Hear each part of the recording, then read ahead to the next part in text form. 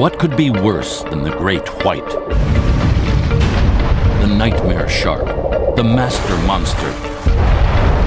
Row upon row of flesh-tearing teeth. Gobbler of gullible bathers at beaches.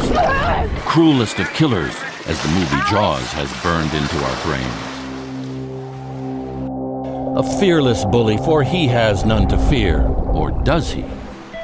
One sunny day near California's coastal islands, where about 100 great whites gather for 2 months every fall to dine on the sumptuous sunbathing seals, a tourist boat chanced on a surprising display. Is he eating the shark? Oh my God! A biologist was radioed. He rushed to the scene. When he got there, the great white beast was just scattered gobbets of flesh floating like flotsam. But what had happened? It soon became clear the fatuous fish had met his match.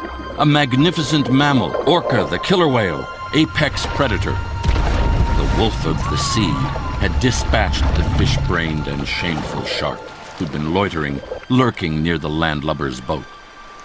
There was a splash and then nothing. There was no blood, there was no thrashing around. This is really, really strange. The biologist was baffled. It was unprecedented. We just had no idea that could happen. Soon scientists worldwide scrambled and studied, followed sharks and orcas year after year, and finally found how this marvelous mammal with its prodigious brain has shark sushi for lunch. The orca are very, very smart, and they'll look at a particular prey item and they'll understand, okay, I need to attack it in such a way. Argentina, they sneak up on seals on the sand. Antarctica, make waves, wobble the seal into the water. New Zealand, blow bubbles to root out a ray. But sharks, the fiercest of fish to fillet? There's different populations of orca around the world that specialise in hunting for sharks, and they hunt in a number of different ways. They will corral the sharks up, but it is dangerous for them to hunt sharks. They do it very carefully. They found that when the orca bumps the great white, flipping it onto its back, it's a pussycat, slumbering sweet for the sampling. The animal goes into this sleep, basically unconscious.